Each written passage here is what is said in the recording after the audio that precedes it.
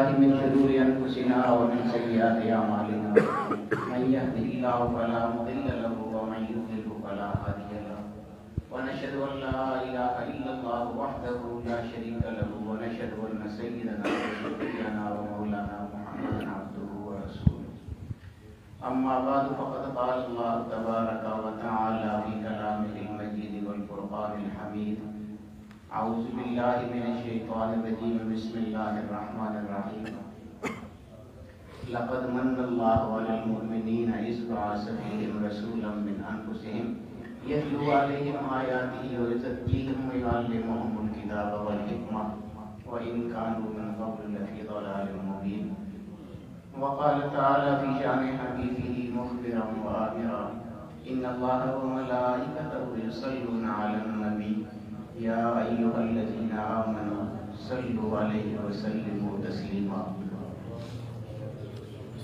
میں جانوں کہ چپ ہو گیا ہوں، میں دیکھنا چاہتا تھا بلند آواز سے پڑھیے.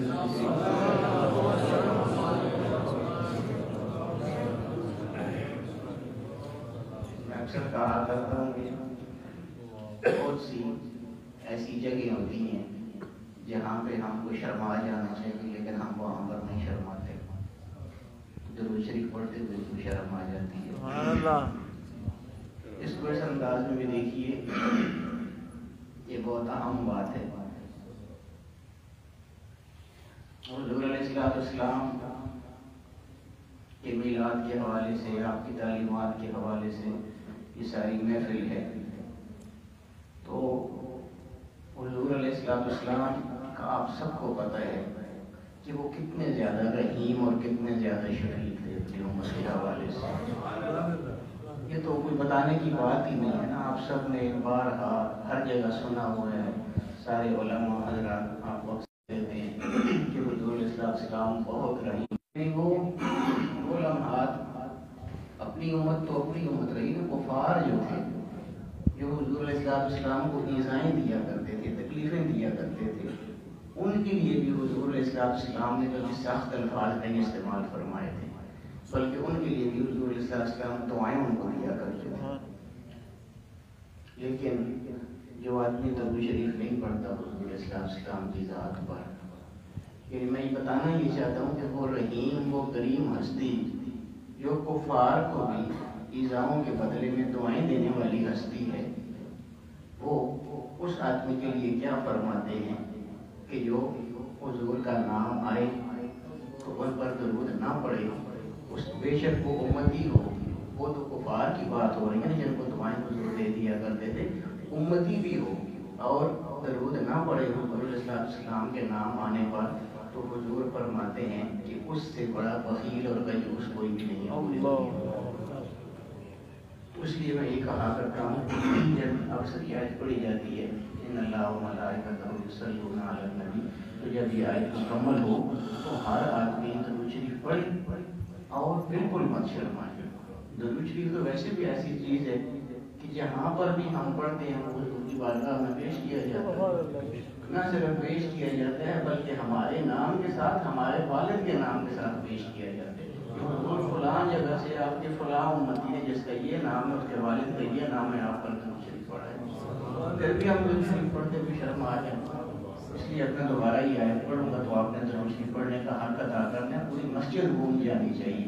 ان اللہ و ملائکتہ یصلون علی النبی یا ایھا الذین آمنوا صلوا علیہ وسلموا تسلیما.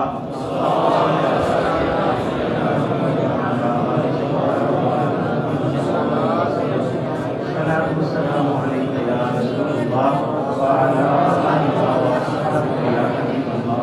الصلاۃ والسلام علیک یا شفیع المذنبین وعلی آلہ وصحبہ یا رحمۃ للعالمین. اب دیکھیں شریف آپ نے پڑھا ہے تو پتہ چلا ہے کہ واقعی کوئی حضور علیہ السلام کے دیوانے بیٹھے ہوئے ہیں. پتہ ہی نہیں چل رہا سر یہ حضور کے میلاد کی محفل ہو رہی ہے.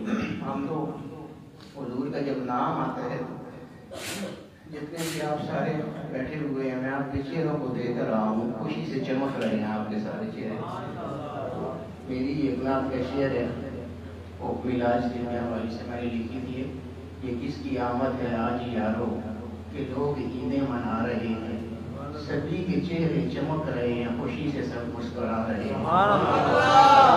یہ مسکراہٹ کی آمد کے حوالے سے ہونی چاہیے، تو ہمارا ایک نشان ہے، وصف ہے، ہمارا امتیازی نشان ہونا چاہیے۔ بہرحال آپ کے خوبصورت کھلے ہوئے چہرے دیکھ کے بہت زیادہ خوشی ہوئی۔ اللہ رب العالمین آپ کے چہروں کو اسی طرح تازہ اور سلامت رکھے۔ بڑے عرصے کے بعد یہاں میرا آنا ہوا ہے، بہت پہلے میں یہاں پر آیا تھا، کافی عرصہ ہو چکا ہے، بہت عرصے کے بعد دوبارہ یہاں پر حاضری ہوئی ہے۔ تو فرما رہے تھے کہ بیان بھی تو ہم نے کرنا ہے، بیان ہم نے کیا کرنا ہے، وہ مجھے کہہ رہے تھے کہ صوفے پر بیٹھ جاؤ، تو میں نے عرض کی کہ اتنے بڑے بڑے علماء زمین پر تشریف فرمائے تو مجھے ذہن نہیں دیتا کہ میں صوفے پر ان کے سامنے بیٹھ جاؤں، بس کھڑے ہو کے ایک دو باتیں عرض کرتا ہوں آپ کے سامنے، میلاد شریف کے حوالے سے، حضور علیہ السلام کی عظمت کے حوالے سے۔ اللہ اصل بات یہ ہوتی ہے نا کہ وہ جو بھی ہم کریں نا اس میں کوئی دکھاوا یا وہ چیز نہ ہو، نہ ریاکاری نہ ہو، تو ایک بات بھی ہو جائے، دو باتیں بھی ہو جائیں، لیکن ایسی ہو جائیں کہ وہ دل سے وہ باتیں نکلیں۔ دل ہمارے صاف نہیں ہوتے ہیں، مسئلہ یہ ہے کہ ہم دلوں کو صاف کرنے کی کوشش ہی نہیں کرتے۔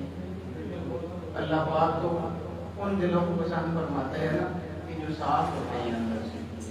ہم سارا دن گناہوں میں مبتلا رہتے ہیں، ہر وقت ہماری زندگی گناہوں میں بسر ہوتی ہے۔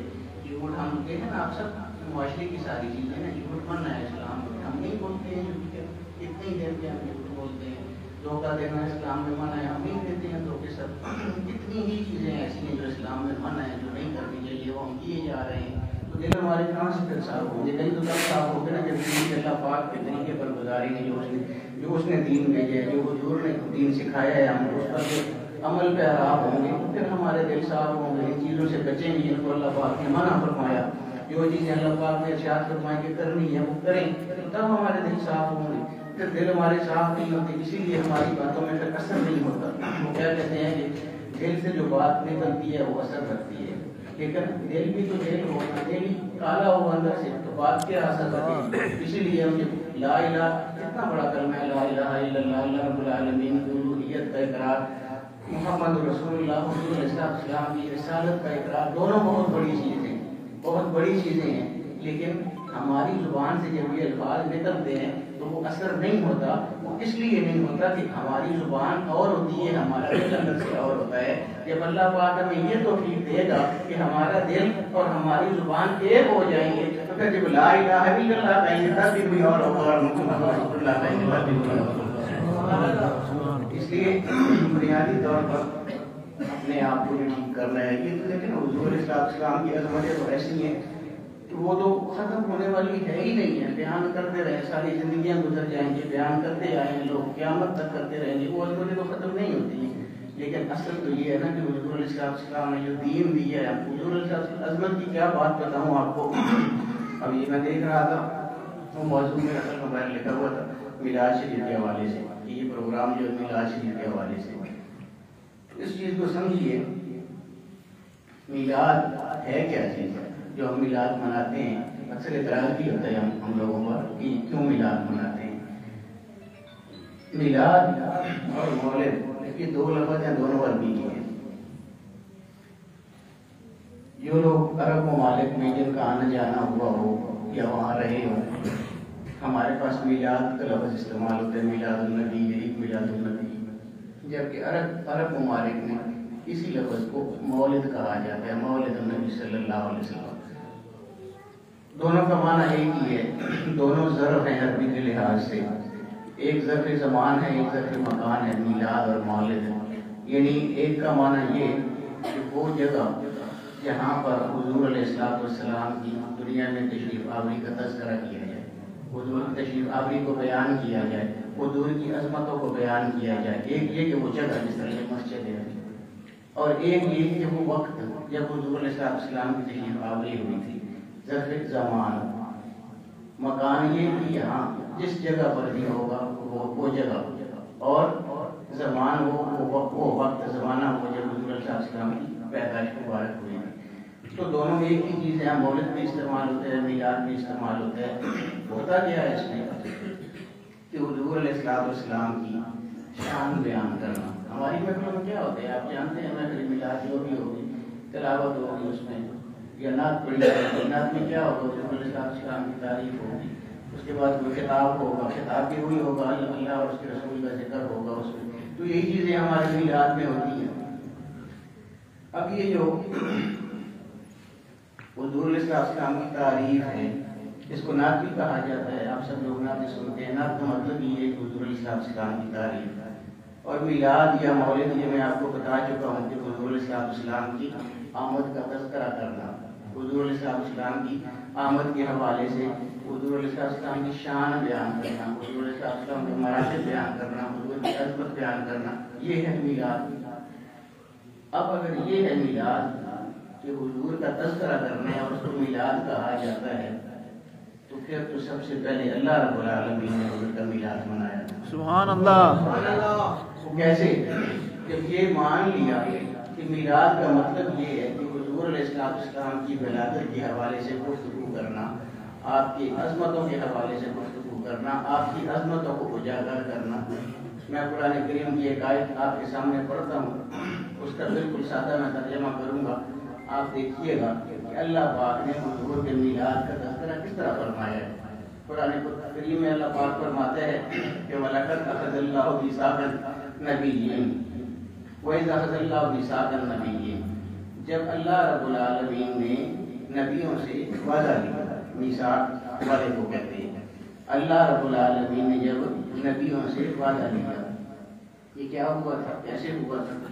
ابھی ہم حضور علیہ السلام بھی یہاں پر میلاد منا رہے ہیں, آپ سارے لوگ یہاں پر سامعین بیٹھے ہوئے ہیں, میں بیان کر رہا ہوں یا تقریر کر رہا ہوں یا خطاب کر رہا ہوں. اللہ پاک نے جب کوئی چیز موجود نہیں تھی اس وقت انبیاء کی ارواح کو بلا کے ایک جلسہ منعقد کیا. کون کن کی ارواح؟ انبیاء کی ارواح, عام لوگوں کی ارواح نہیں. آپ جانتے ہیں نبی سب چنے ہوئے ہوتے ہیں, سب سے ممتاز ہوتے ہیں, ان کی ارواح کو اللہ پاک نے بلا کے ایک جگہ پر اجتماع منعقد کیا. میں بتا رہا ہوں کہ میلاد کی محفل کیا ہوتی ہے. اللہ پاک نے انبیاء کی ارواح کو بلایا, ایک جلسہ وہاں پر منعقد کیا. اللہ پاک کیسے فرماتے ہیں قرآن کریم میں, وَإِذْ أَخَذَ اللَّهُ مِيثَاقَ النَّبِيِّينَ, جب اللہ رب العالمین نے نبیوں سے وعدہ لیا. کیا وعدہ لیا؟ میلاد کیسے منایا؟ سب انبیاء کی ارواح کو جمع کیا اور پھر ان کے سامنے اللہ رب العالمین نے حضور علیہ السلام کی عظمتیں بیان کرنا شروع کر دی. آپ جانتے ہیں کہ حضور علیہ السلام سب سے آخر میں آنے والے نبی ہیں. تمام انبیاء حضور علیہ السلام سے پہلے گزر چکے ہوئے ہیں, لیکن اس وقت جب کوئی بھی نہیں تھا, یہ کائنات ہی نہیں تھی, اس وقت اللہ رب العالمین نے انبیاء کی ارواح کو جمع کیا تھا. جب اللہ پاک کو تو یہ معلوم تھا کہ میرے حبیب نے ان انبیاء کی زندگی میں آنا ہی نہیں ہے, پھر کیوں اللہ پاک نے ان سب کو بلایا؟ علماء فرماتے ہیں کہ اسی لیے بلایا کہ انبیاء سب تو پہلے گزر چکے ہوں گے, اور انبیاء کا جو سردار ہے, جو سید المرسلین ہے, جو امام الانبیاء ہیں, انہوں نے سب نبیوں کے بعد آنا ہے. تو ان انبیاء کو کیسے پتہ چلے گا کہ میرے محبوب کا مقام اور مرتبہ کیا ہوگا؟ اس لیے ان کو بھی بتانا چاہیے. چنانچہ تمام انبیاء کی ارواح کو بلا کر اللہ پاک نے جلسہ منعقد کیا. اور کیسے منعقد کیا؟ صرف شان نہیں بیان فرمائی اپنے حبیب کی, وَإِذْ أَخَذَ اللَّهُ مِيثَاقَ النَّبِيِّينَ, آیت کے ترجمے پر غور کرتے جائیے. جب اللہ نے میثاق لیا, وعدہ لیا اپنے نبیوں سے, کیا وعدہ لیا؟ لَمَا آتَيْتُكُم مِّن کتاب و حکمہ, یہ ٹھیک ہے کہ میں تم کو کتاب بھی عطا کروں گا, ہر نبی کو کتاب بھی عطا کروں گا, حکمت بھی عطا کروں گا, عقل مندیاں دانائیاں سب کچھ عطا کروں گا. ثم جاءکم, پھر ایک وقت آئے گا کہ تمہاری تبلیغ اپنے اپنے انداز میں ہر نبی کو خوبصورت انداز میں کر رہا ہوگا, لیکن اس کے بعد پھر کیا ہوگا؟ ثم جاءکم رسول, پھر ایک اور عظیم الشان رسول تمہارے درمیان آئے گا. لَتُؤْمِنُنَّ بِهِ وَلَتَنصُرُنَّهُ, اس وقت تمہاری نبوت کا جو دور ہے وہ اپنے پورے عروج پر ہوگا. بہت عمدہ طریقے سے تم تبلیغ سارے کر رہے ہوگے, کر چکے ہوگے, لیکن پھر کیا ہوگا؟ جب وہ عظیم الشان رسول یعنی میرا محبوب جب آئے گا تو پھر تمہیں کیا کرنا ہوگا؟ اپنے سروں سے وہ نبوت کے تاج اتار دینے ہوں گے. لَتُؤْمِنُنَّ بِهِ وَلَتَنصُرُنَّهُ, اس پر ایمان لانا ہوگا, اس کی خدمت گزاری کرنی ہوگی. میں آپ کو یہ بتاؤں, قرآن کریم وہ کلام ہے کہ جو کبھی تفصیل نہیں بیان کرتا. علماء تشریف فرمائے چھوٹے سے 2 کلموں میں اللہ پاک بہت بڑی بڑی چیزیں بیان فرما دیتے ہیں. اتنا فصیح کلام ہے قرآن کریم. لیکن اپنے محبوب کی اہمیت کا ذرا اندازہ کیجیے. اب اللہ رب العالمین نے یہ بتانا تھا کہ میرا حبیب ایسا ہوگا, میرا محبوب ایسا ہوگا, اور تمہیں یہ کرنا ہوگا. عام لوگ تو موجود نہیں تھے سامنے, جو سامعین تھے, سننے والے جو تھے, وہ بھی عام لوگ تو نہیں تھے, وہ تو انبیاء کی ارواح تھی. اور نبیوں سے یہ تو ممکن ہی نہیں ہے کہ اللہ پاک ان کو کسی چیز کا حکم دے اور آگے سے نبی انکار کر دے. ایسا تو ہو نہیں سکتا.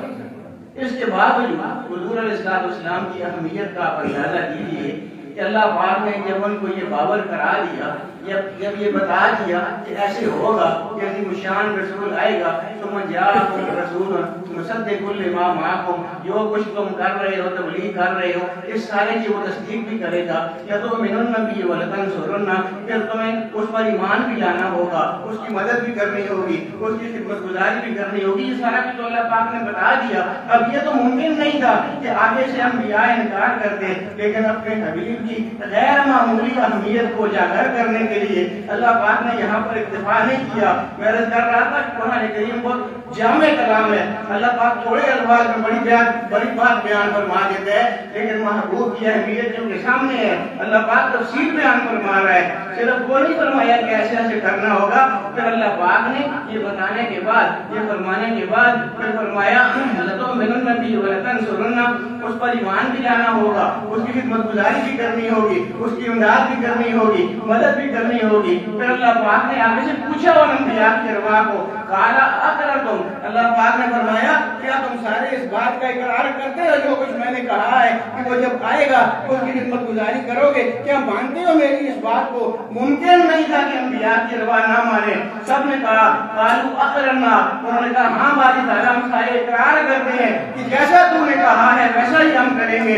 یہاں پر بھی اللہ پاک نے بات ختم نہیں فرمائی, فرمایا یہ تو سب ہو گیا, تمہارے سامنے میرے نبی کے وصف بیان ہو گئے اور صاف بیان ہو گئے میرے محبوب کے, تم نے اقرار بھی کر لیا, یہ بھی ہو گیا. لیکن بات یہیں پر ختم نہیں ہوتی. پھر آگے اللہ پاک نے فرمایا قال فاشهدوا وانا معكم من الشاهدين, اللہ پاک نے فرمایا اے انبیاء کی ارواح تم سب اس پر گواہ رہنا کہ جو کچھ میں نے کہا ہے تم نے دل سے مان لیا ہے, اس پر گواہی دینا. وانا معكم من الشاهدين, اور قیامت تک میں بھی تمہاری اس بات کی گواہی دینے کے لیے تیار ہوں.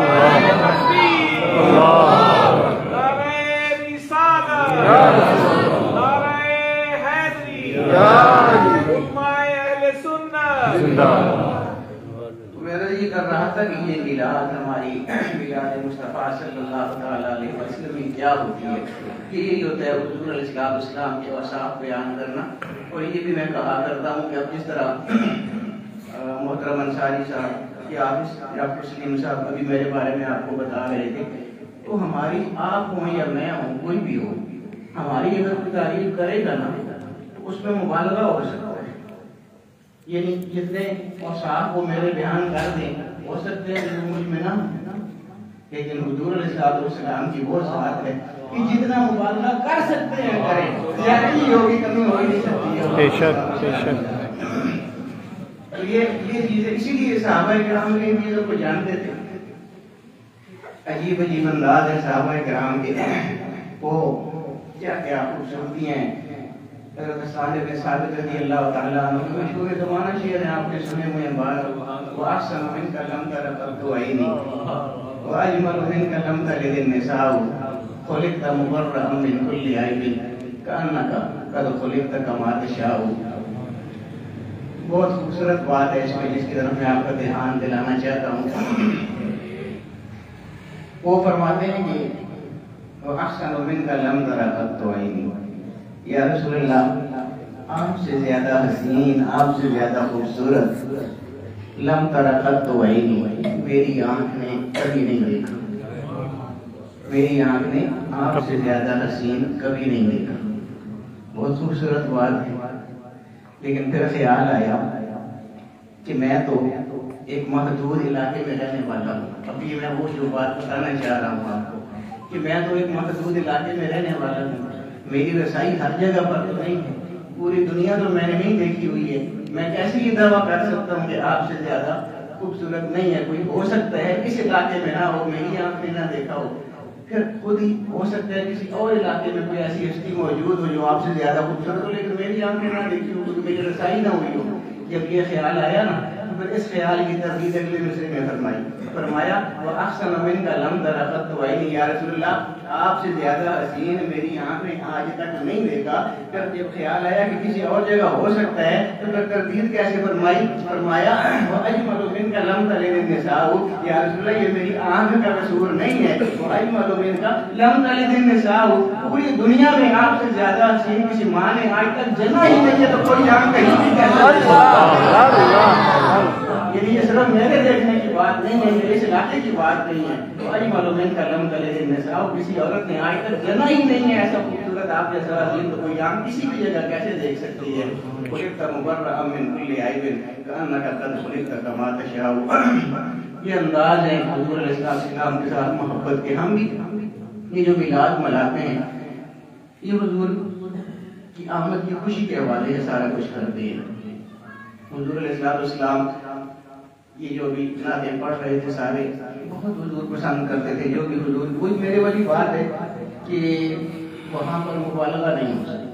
حضور کی آپ جتنی بھی تعریف کریں وہ کم ہی ہوگی, اس میں مبالغہ نہیں ہوتا ہے. اب میری تعریف کوئی کرے گا, ہو سکتا ہے اتنے القابات لگا دیں گے, اتنی میری کرامتیں بیان کر دیں گے, اتنی عظمتیں بیان کر دیں گے جن کے قابل نہیں ہوں میں, وہ چیزیں نہیں ہیں مجھے. لیکن حضور علیہ السلام کی وہ ذات ہے کہ جتنا زیادہ مبالغہ ہو کیا یعنی اوپر اللہ ہے سب سے بڑا, اور پھر اللہ کے بعد سب سے بڑی گزار ہے وہ مصطفیٰ صلی اللہ علیہ وسلم. تو صحابہ کرام اپنے اپنے انداز میں اسی طرح حضور کا صاحب بیان کرتے تھے. سب کو پتا ہوتا تھا کہ جو چیزیں, صحابہ کو بھی پتا ہوتا تھا کہ جو ہم بیان کر رہے ہیں حضور علیہ السلام کی جو صاحب جو چیزیں ہم بیان کر رہے ہیں وہ جتنی ہم بیان کر رہے ہیں اس سے زیادہ وجود میں ویسے ہی موجود ہے.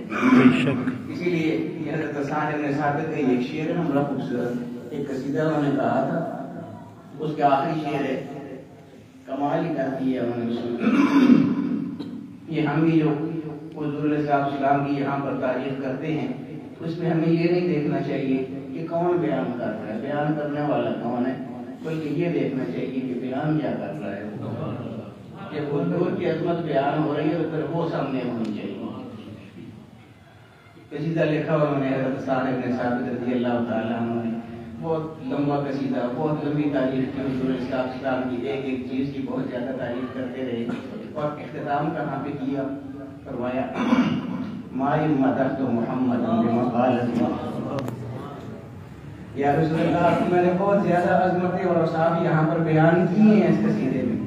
مائی مدحت محمد بمقالتی, میں نے اپنے اس مقالے میں آپ کی بہت زیادہ تعریفیں کی ہیں یا رسول اللہ, لیکن میرے اس قصیدے میں آپ کی تعریفیں کرنے کی وجہ سے آپ کی عظمتیں نہیں بڑھ گئی ہیں, وہ تو پہلے ہی اللہ رب العالمین نے بہت زیادہ بڑھا رکھی ہیں.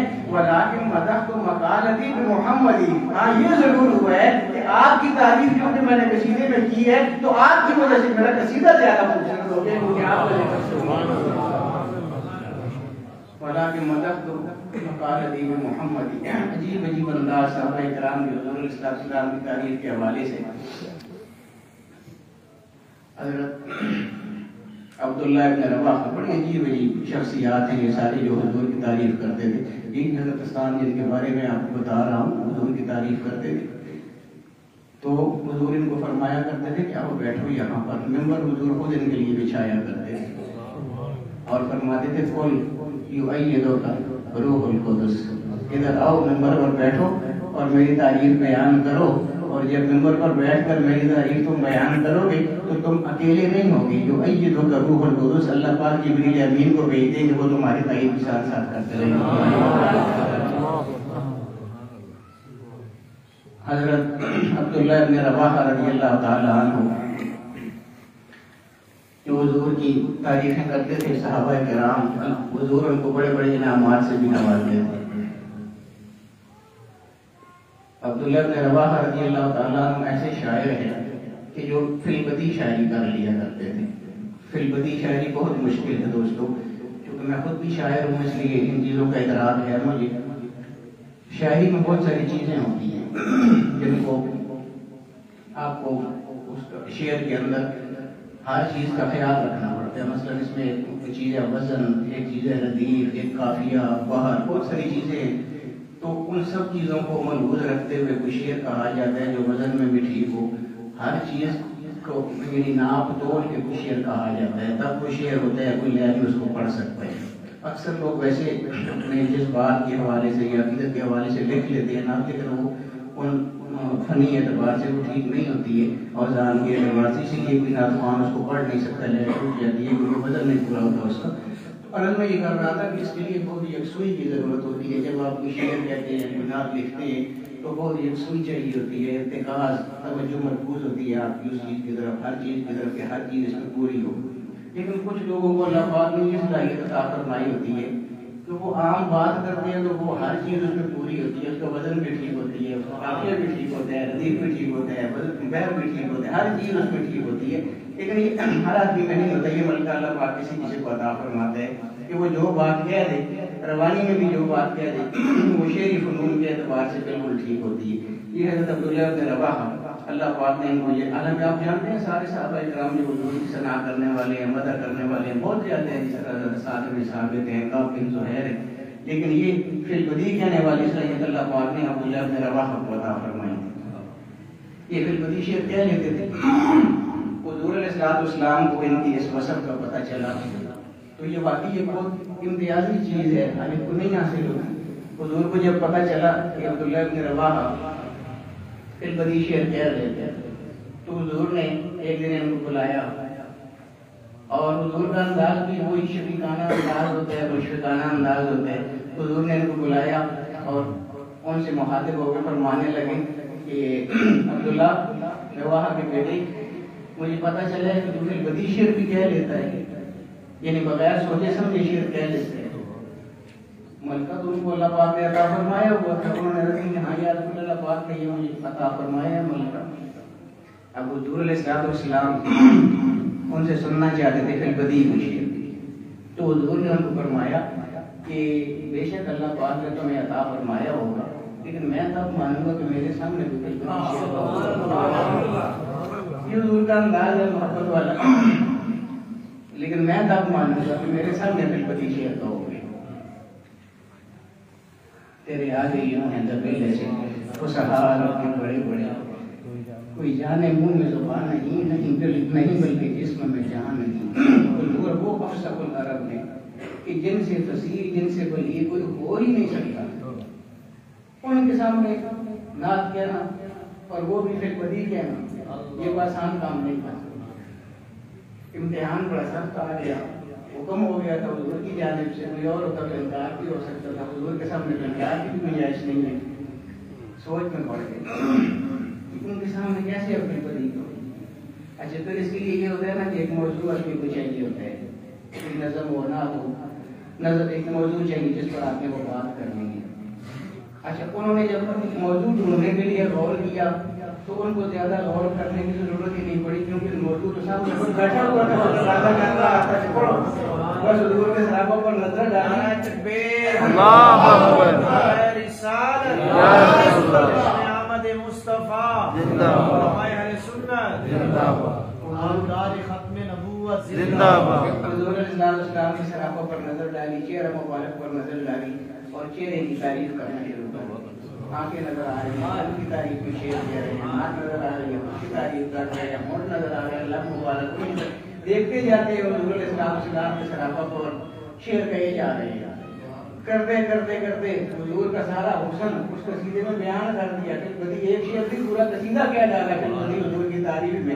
حضور علیہ السلام مسلسل سن رہے ہیں اور بہت زیادہ محظوظ ہو رہے ہیں، مسکرا رہے ہیں، وہ ایک ایک شعر پر حضور مسکرا رہے ہیں، اور حضور کی مسکراہٹ کو سارا انعام تھا ان کے لیے۔ جب دیکھتے تھے کہ وہ حضور کا روح انور مسکرا رہا ہے، دمک رہا ہے، ان کی خوشی کا کوئی ٹھکانا ہی نہیں ہوتا تھا۔ صحابہ کرام ان کو ویسے ہی سارا کچھ عطا ہو رہا تھا حضور کے مسکرانے کی وجہ سے، لیکن جب آخری شعر انہوں نے کہا تو حضور علیہ السلام نے پھر ان کو ایک دعا عطا فرمائی۔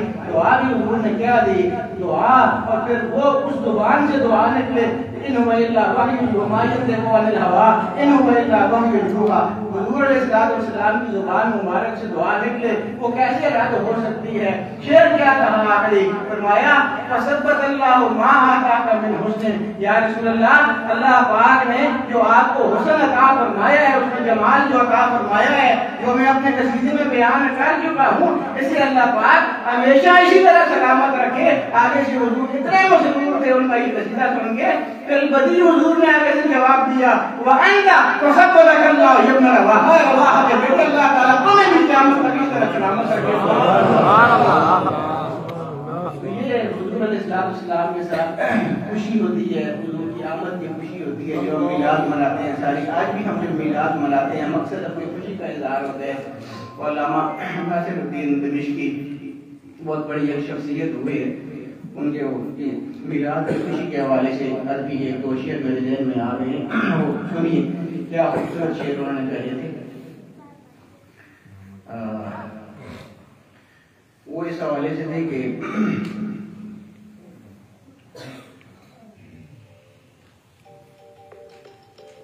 عطا انه في يوم الاثنين دائما يخفف عنه للسرور بأحمد فما الظن بالعبد الذي عاش عمره بأحمد مسرورا ومات موحدا. یہ اصل میں ابو لہب کے حوالے سے آپ جانتے ہیں نا کہ ابو لہب وہ شخصیت ہے جس کے بارے میں قرآن کریم اس کی مذمت میں پوری صورت آئی ہے. تبت یدا ابی لہب وتب ما اغنی عنہ مالہ وما کسب. علماء جانتے ہیں یعنی ایسا کافر تھا حضور علیہ السلام کا سب سے بڑا دشمن. اس کی مذمت اللہ پاک نے قرآن کریم میں نام لے کر بیان فرمائی ہے ایسا کافر تھا. لیکن حدیث میں آتا ہے کہ سوموار والے دن اس کی عذاب میں تخفیف ہو جاتی تھی. وہ کیوں ہو جاتی تھی؟ اس لیے ہو جاتی تھی کہ جب حضور علیہ السلام کی پیدائش ہوئی تھی آپ کی پیدائش مبارک کا وقت آیا تھا اس کی جو ایک بانگی تھی سویبہ اس نے آج اس کو یہ اطلاع دی تھی کہ آپ کے یہاں بھتیجا پیدا ہوا ہے. تو اس نے اس خوشی میں اس سویبہ کو آزاد کر دیا اور انگلی کے ساتھ اشارہ کیا تھا کہ جا تو آزاد ہے. اب وہ چونکہ سوموار والے دن حضور کی آمد ہوئی تھی اس لیے سوموار کو عذاب میں تخفیف ہوتی تھی اور جس انگلی سے اشارہ کیا تھا اس انگلی سے پانی رستا ہے جس کو سوموار والے دن جوس لیتا ہے. تو کسی نے صاحب مشاہدہ نے پھر اس سے پوچھا اس کے جانے کے بعد کہ کیا حال ہے جہنم میں کیا حال ہے تمہارا. تو وہ سارا منظر یہ علامہ ناصر الدین بیان فرما رہے ہیں. عطا انہ فی یوم الاثنین دائما یہ فمزر مبل عطا انہ فی یوم الاثنین دائما یخفف عنہ یہ صدور باحمد.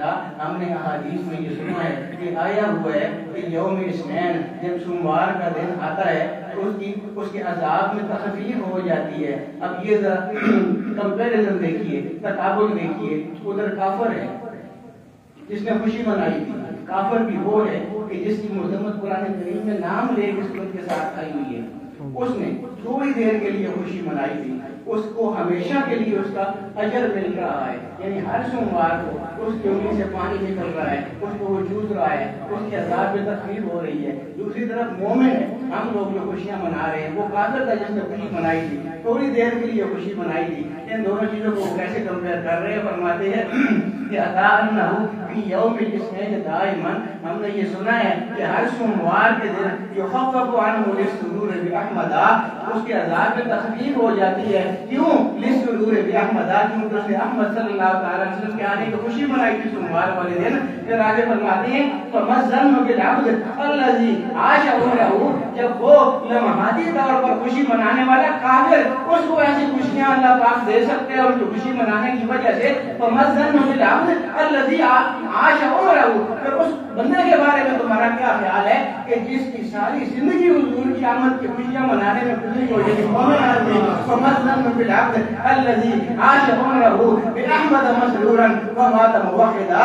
جب کافر کو قطعی کافر کو اس ایک حضور کی آمد کی خوشی کی وجہ سے ایسی خوشیاں اللہ پاک عطا فرماتا ہے کہ ہر سوموار کو اس کے عذاب میں تخفیف بھی ہو جاتی ہے, اس کی انگلی سے پانی بھی آنے لگ جاتا ہے. تو جب کافر کو خوشیاں منانے سے یہ اعزاز مل سکتے ہیں اور خوشی بھی لمحاتی تھوڑی دیر کے لیے منائی تھی اس نے, پھر اس مومن کے بارے میں کیا خیال ہے کہ وہ ساری زندگی حضور کی آمد کی خوشیاں مناتا رہا ہے. کافر کو اللہ پاک یہ عنایتیں عطا فرما دے گا تو یہ مومن جو ساری زندگی حضور کی خوشیاں منائے گا اس کو اللہ پاک کیا خوشیاں.